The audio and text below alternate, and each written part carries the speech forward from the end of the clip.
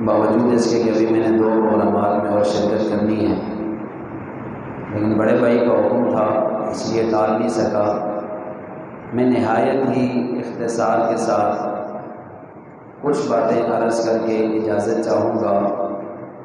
دعا ہے اللہ تعالیٰ مجھے حق سچ بیان کرنے کی اور ہم سب کو اس پر عمل کرنے کی توفیق عطا فرمائے۔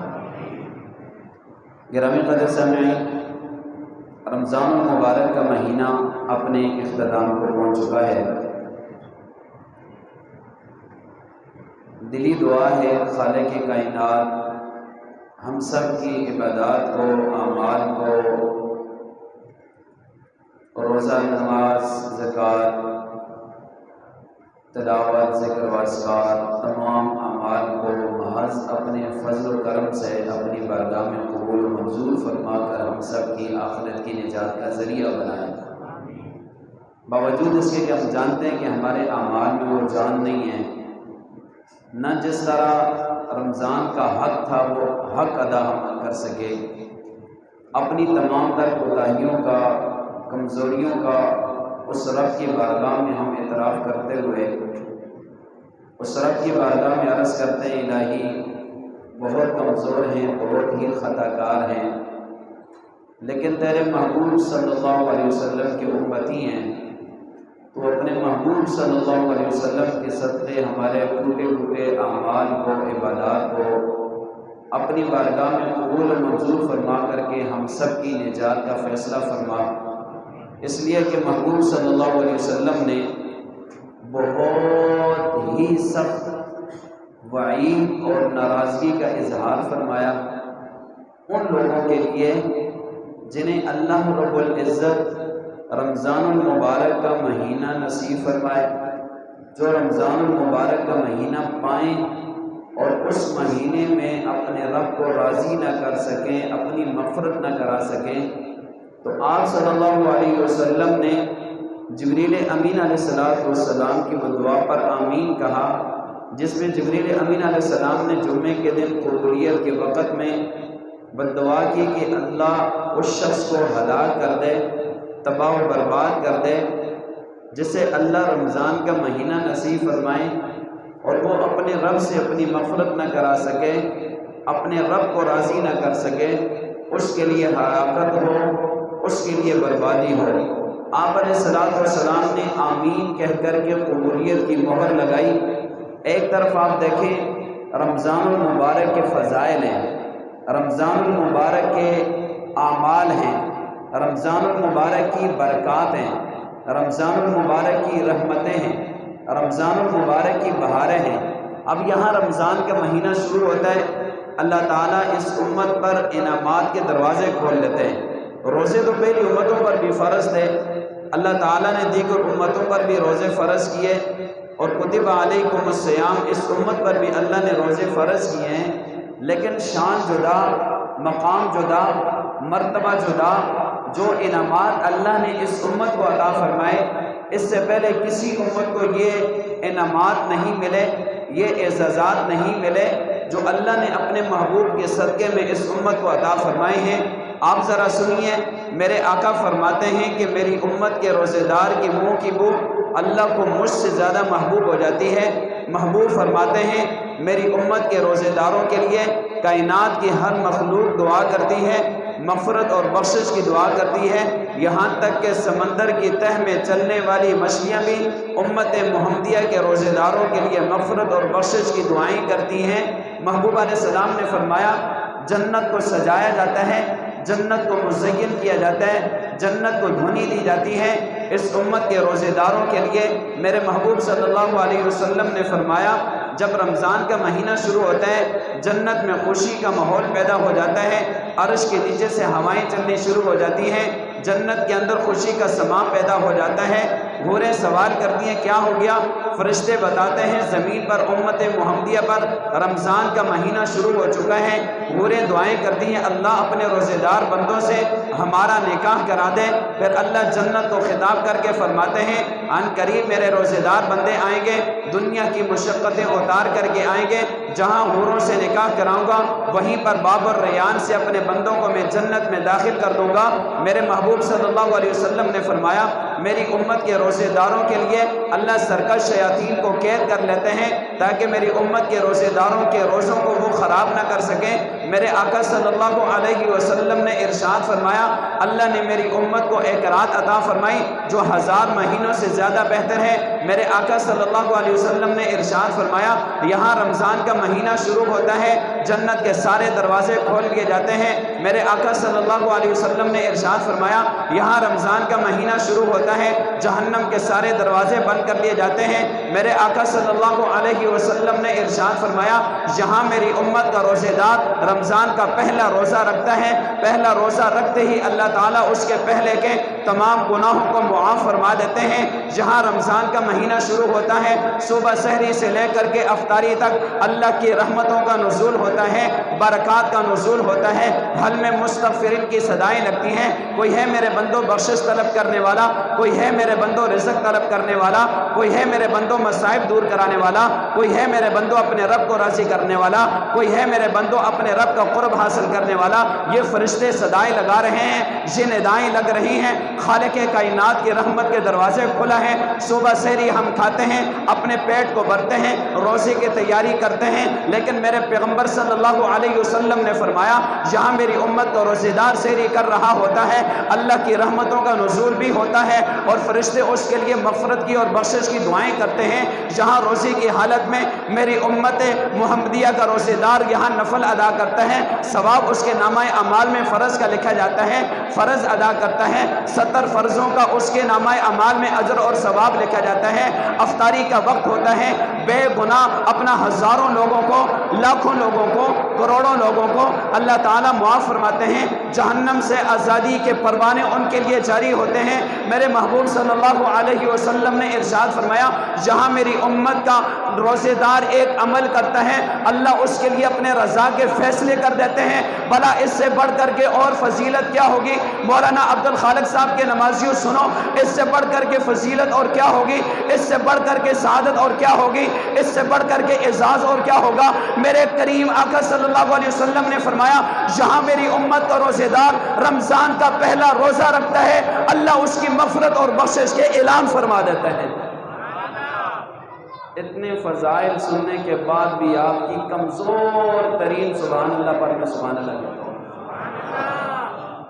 اتنے فضائل سننے کے بعد آپ کی کمزور ترین سبحان اللہ پر میں سبحان اللہ کہتا ہوں۔ ابھی کچھ لوگوں کو سمجھ نہیں ایمانداری سے او بھائی صحابہ محبوب صلی اللہ علیہ وسلم کی زبان سے کوئی فضیلت سنتے ہیں بے ساختہ ان کی زبانوں سے نکلتا کیا؟ یہ سارے اعزازات اللہ نے اس امت کو عطا فرمائے اس کے علاوہ کسی امت کو نہیں ملے۔ یہاں صبح سحری کھاتے ہیں ہم اپنا پیٹ بھرتے ہیں لیکن میرے آقا کریم صلی اللہ علیہ وسلم نے فرمایا اللہ کی رحمتوں کا نزول بھی ہوتا ہے اور فرشتے سحری کھانے والوں کے لیے مغفرت کی دعائیں کرتے ہیں۔ سبحان اللہ کیا بات ہے۔ یہ مہینہ اللہ نے ہمیں نصیب فرمایا یہ ساری شانیں ساری عظمتیں رمضان کی کیوں ہیں؟ شہر رمضان الذی انزل فیہ القرآن اللہ نے قرآن کو نازل کیا کون سے مہینے میں؟ انا انزلناہ فی لیلۃ القدر قرآن نازل ہوا کون سی رات میں؟ یہ اللہ کا کلام ہے اللہ کا کلام ہے بھائی میرے رب کا کلام ہے۔ اگر کوئی شخص یہ چاہے کہ میرا اللہ مجھ سے باتیں کرے تو اسے چاہیے کہ قرآن کی تلاوت کرنا شروع کر دے یوں اسے محسوس ہوگا میرا رب مجھ سے باتیں کر رہا ہے۔ یہ اللہ کا کلام ہے اسے تمام کلاموں پر اسی طرح فضیلت حاصل ہے جیسے اللہ کو ساری مخلوقات پہ فضیلت حاصل ہے۔ یہ اللہ کا کلام ہے جس کی تلاوت ہوئی تھی کائنات بننے سے پہلے فرشتوں نے بے ساختہ کہا کتنی مبارک ہوں گی وہ زبانیں جو اللہ کے اس کلام کو پڑھیں گی، کتنے مبارک ہوں گے وہ سینے جو اللہ کے اس کلام کو محفوظ کریں گے، کتنی مبارک ہوگی وہ امت جس سے اللہ اپنا کلام عطا فرمائیں گے۔ یہی تو میرے آقا نے فرمایا ان اللہ یرفع بہذا الکتاب اقواما ویضع بہ آخرین، جس کی نسبت، جس کا تعلق قرآن کے ساتھ جڑ جاتا ہے اللہ اسے کائنات میں ممتاز کر دیتے ہیں، اس کی شان جدا ہو جاتی ہے، اس کی عظمت جدا ہو جاتی ہے، اس کا مقام جدا ہو جاتا ہے۔ کیا آپ نے دیکھا نہیں؟ کیا آپ نے علماء سے سنا نہیں؟ قرآن نازل ہوا جس مہینے میں اللہ نے اس مہینے کو تمام مہینوں کا سردار بنا دیا۔ شہر رمضان الذی انزل فیہ القرآن، قرآن جس رات میں نازل ہوا اللہ نے اس رات لیلۃ القدر کو تمام راتوں کی سردار بنا دیا۔ قرآن جس زبان میں نازل ہوا عربی میں اللہ نے اس زبان کو تمام زبانوں کا سردار بنا دیا۔ قرآن عرب کے جس خطے میں نازل ہوا اللہ نے اس خطے کو تمام خطوں پر فضیلت عطا فرما دی۔ قرآن جس جماعت کے سامنے نازل ہوا اللہ نے اس جماعت کو انبیاء کے بعد سب سے اعلیٰ مقام اور مرتبہ عطا کر دیا۔ قرآن اللہ نے جس امت کے لیے بھیجا اللہ نے اس امت کو تمام امتوں پر کنتم خیر امت اخرجت للناس کہہ کے تمام امتوں پر فضیلت عطا فرما دی۔ اور اس سے بھی بڑھ کر کے میں کہتا ہوں قرآن جو فرشتہ لے کر کے آیا اللہ نے اس فرشتے کو تمام فرشتوں کا سردار بنا دیا۔ قرآن اللہ نے جس پیغمبر کو عطا کیا اللہ نے اس پیغمبر کو سارے انبیاء کا امام بنا دیا۔ جی ہاں، یہ قرآن ہمارے پاس ہے، کس لیے ہے؟ یہ ضابطۂ حیات ہے، یہ ضابطۂ حیات ہے۔ یہ صرف قرآن خوانیوں کے لیے نہیں ہے، یہ صرف گھر میں بوقت ضرورت مصیبت آنے پر تلاوت کرنے کے لیے نہیں ہے، یہ زندگی گزارنے کا اصول ہے، ضابطہ ہے۔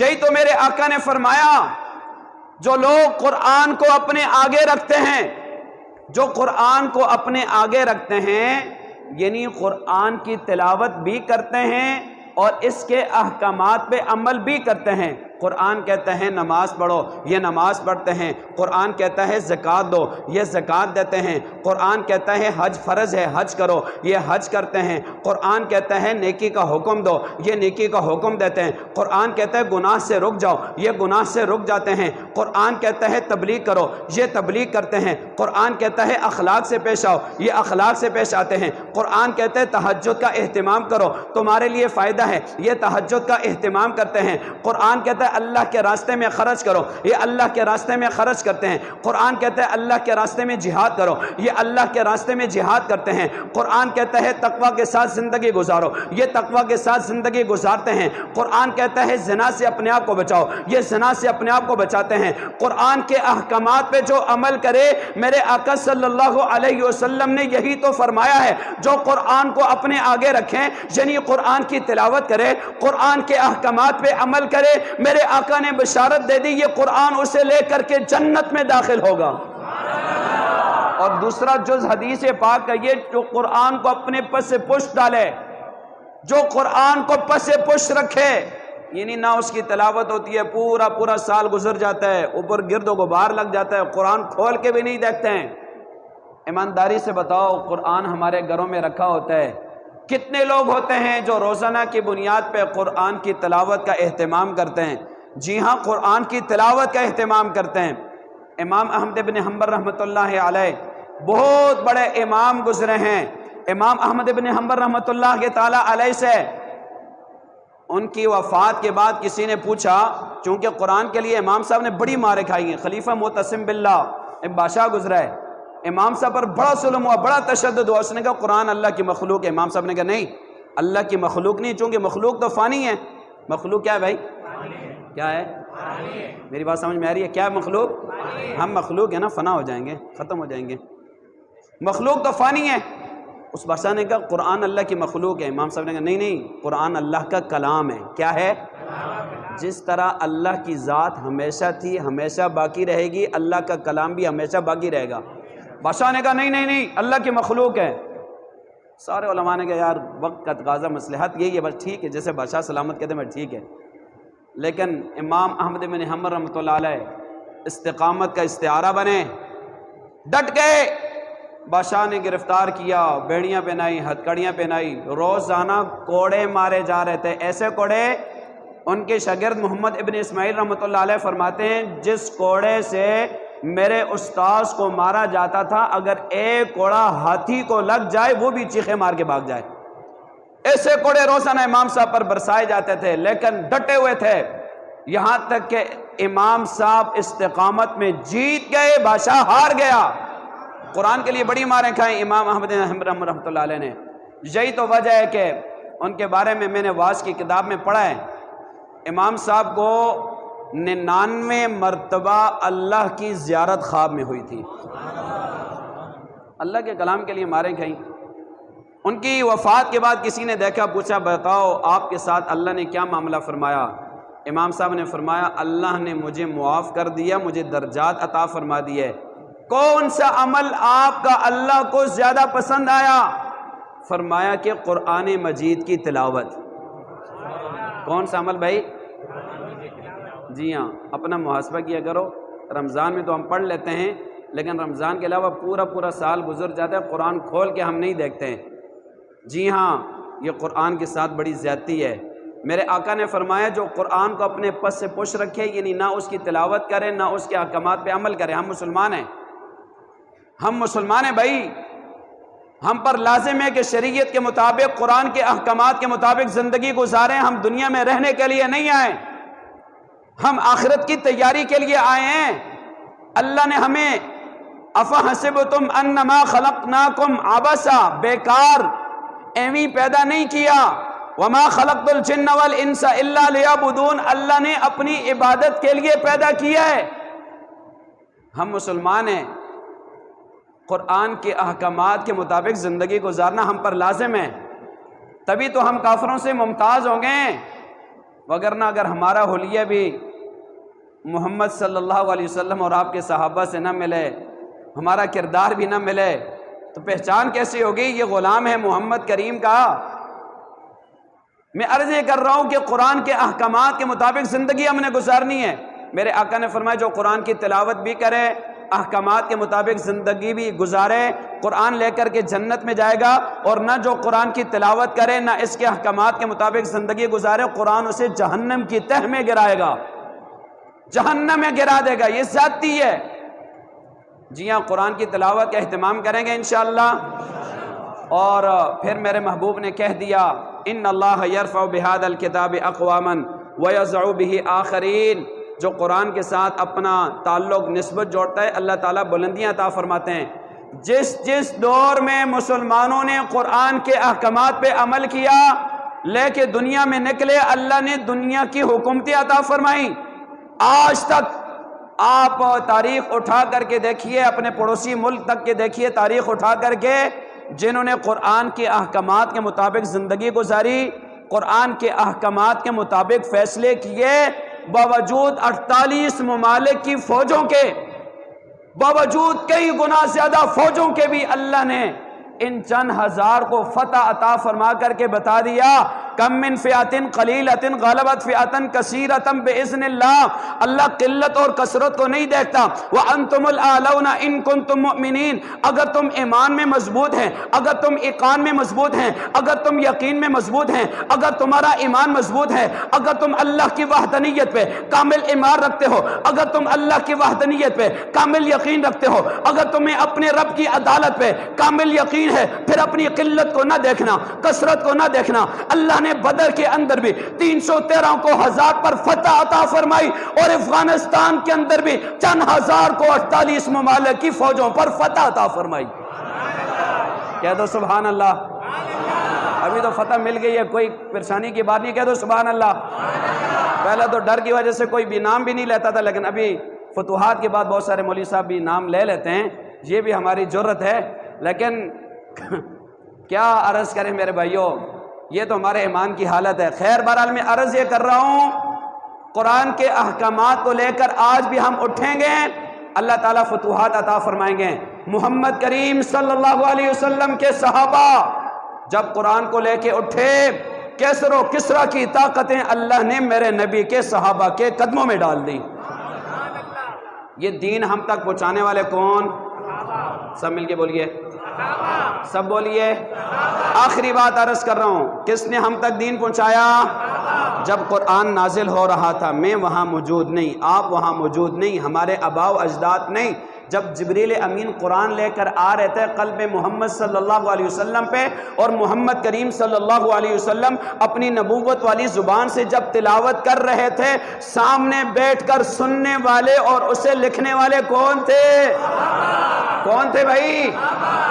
صحابہ تھے۔ یہ قرآن ہمارے پاس جو دو گتوں کے درمیان محفوظ ہے نا، مصحف عثمانی، اسے جمع کر کے امت کو دینے والے میرے نبی کے صحابہ ہیں۔ کون ہیں؟ ہم چونکہ پاکستانی میں اپنی بات کروں گا، ہم تک اسلام کیسے پہنچا؟ سن 45 ہجری میں میرے محبوب صلی اللہ علیہ وسلم کے صحابی، عظیم صحابی رسول، کاتب وحی، کاتب قرآن، سیدنا امیر معاویہ رضی اللہ تعالیٰ عنہ نے حضرت سنان بن مسلمہ رضی اللہ تعالیٰ عنہ کو ایک لشکر دے کر کے بھیجا، جو لشکر چلا بخارا، سمرقند، غزنی سے ہوتا ہوا جلال آباد تک، اور پھر کابل تک، کابل سے ہوتا ہوا پھر یہ لشکر ہمارے ملک پاکستان کے شہر پشاور میں داخل ہوا۔ اب اس پورے راستے کے درمیان صحابہ کرام جو شہید ہوتے گئے یا وفات ہوتی گئی، ان کی قبریں بنتی چلی گئی۔ اس قافلے کی میں بات کر رہا ہوں۔ یہاں پشاور شہر تک پہنچے، اس لشکر کا جو سالار تھا اس کا بھی انتقال ہو گیا یا وہ شہید ہو گئے۔ آج بھی ہمارے پشاور کے مضافات کے اندر اصحاب بابا کے نام سے قبریں، وہاں پر اس صحابی رسول کی قبر بھی موجود ہے۔ پھر آپ پاکستان کے شہروں میں دیکھتے چلے جائیے، ہمارے مانسہرہ میں صحابہ کرام کی قبریں ہیں، بلوچستان کے علاقوں میں صحابہ کرام کی قبریں ہیں، یہاں ٹھٹا کے قریب صحابہ کرام کی قبریں ہیں، یہاں سکھر کے قریب صحابہ کرام کی قبریں ہیں۔ یہ پورے پاکستان میں صحابہ کرام پھیلے، جو ہم تک اللہ کا قرآن اور محمد عربی کا فرمان پہنچا۔ رب ذوالجلال کی قسم ہے، اسے پہنچانے والے کون تھے؟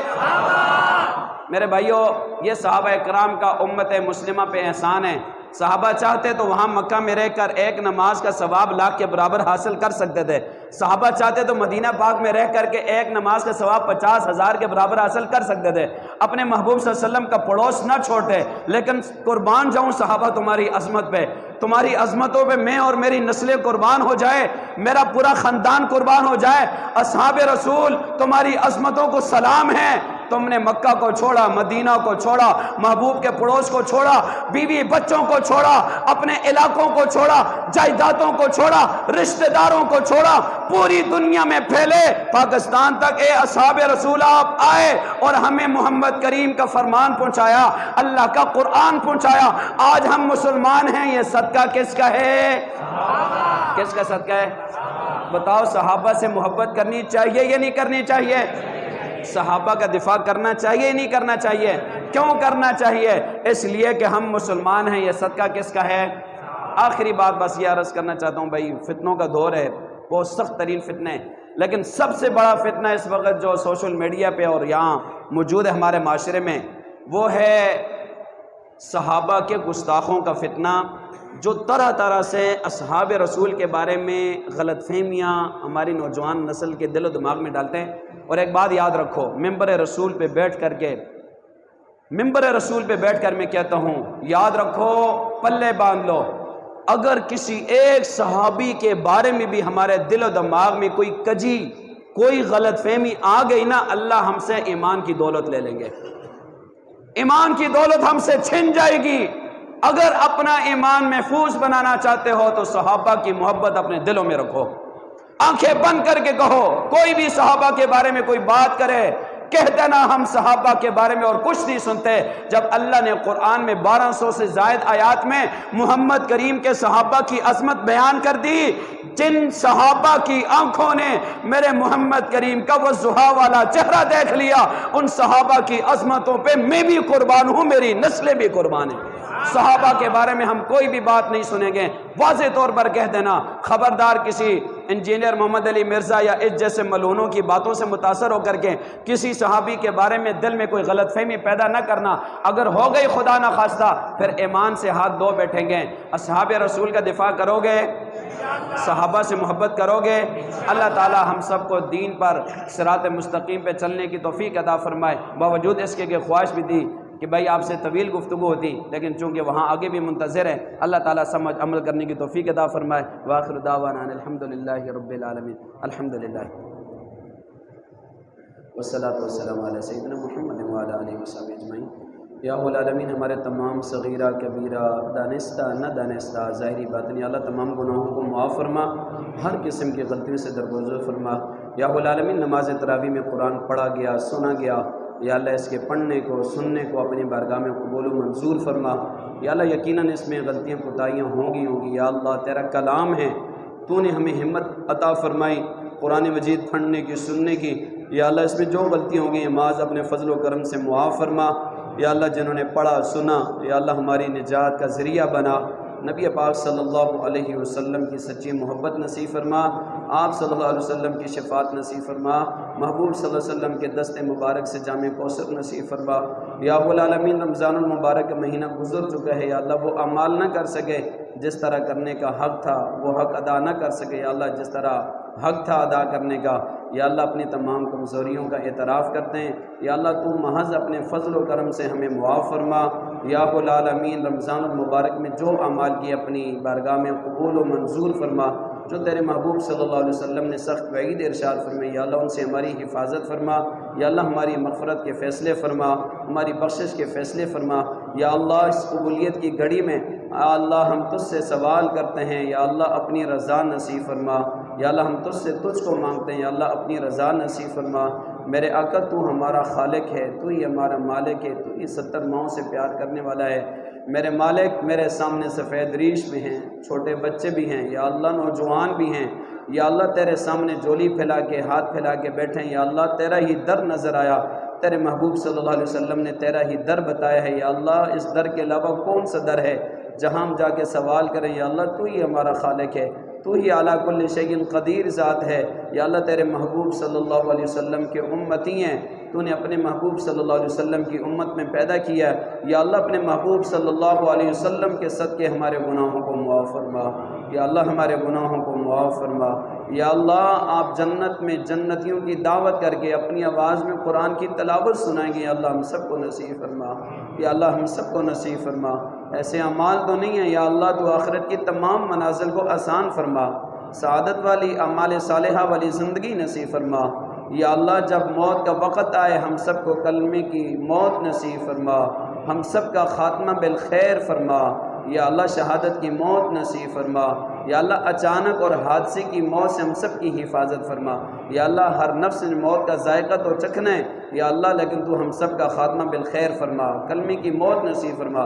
تیرے محبوب صلی اللہ علیہ وسلم نے فرمایا من کان آخر کلامہ لا الہ الا اللہ دخل الجنہ، دنیا سے جاتے ہوئے جس کی زبان پہ سب سے آخر میں لا الہ الا اللہ جاری ہوگا، اللہ اسے جنت میں داخل کر دیں گے۔ یا اللہ ہم سب کو کلمے کی موت نصیب فرما، آخرت کی تمام منازل کو آسان فرما۔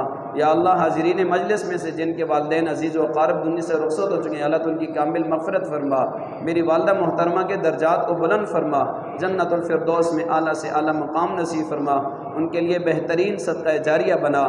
یا العالمین دین کے جتنے شعبے ہیں یا اللہ تمام شعبہ جات میں، دعوت و تبلیغ میں، دعوت و جہاد میں، درس و تدریس میں، خانقاہوں میں، یا اللہ ختم نبوت کے لیے، ناموس صحابہ کے لیے جو لوگ کام کر رہے ہیں، یا اللہ ہر ایک کی خدمات کو اپنی بارگاہ میں قبول و منظور فرما، ہمارے علماء کی حفاظت فرما، یا اللہ شرور سے ہماری حفاظت فرما، حاسدین کے حسد سے ہماری حفاظت فرما۔ مولانا عبدالخالق صاحب کی یا اللہ زندگی میں خوب برکت عطا فرما، یا اللہ ان کے جتنی بھی معاونین ہیں، کمیٹی کے ساتھی ہیں، یا اللہ جتنے بھی احباب ہیں، یا اللہ سب کی زندگیوں میں برکت عطا فرما، یا اللہ سب کی خدمات کو اپنی بارگاہ میں قبول و منظور فرما۔ یا اللہ جو مانگا وہ بھی عطا فرما، جو نہ مانگ سکے یا اللہ وہ بھی عطا فرما۔ اس موقع پہ کون سی دعا ہمارے حق میں بہتر دی یا اللہ وہ ہم نہ مانگ رہے ہوں، یا اللہ تو بن مانگے عطا فرما، یا اللہ تو بن مانگے عطا فرما، یا اللہ تو بن مانگے عطا فرما۔ اللہم انا نسألک من خیر ما سألک منہ نبیک وعبدک محمد صلی اللہ علیہ وسلم ونعوذ بک من شر ما استعاذ منہ نبیک وعبدک محمد صلی اللہ علیہ وسلم وانت المستعان وعلیک البلاغ ولا حول ولا قوة الا باللہ العلی العظیم وصلی اللہ تعالی علی خیر محمد وعلی آلہ وصحبہ۔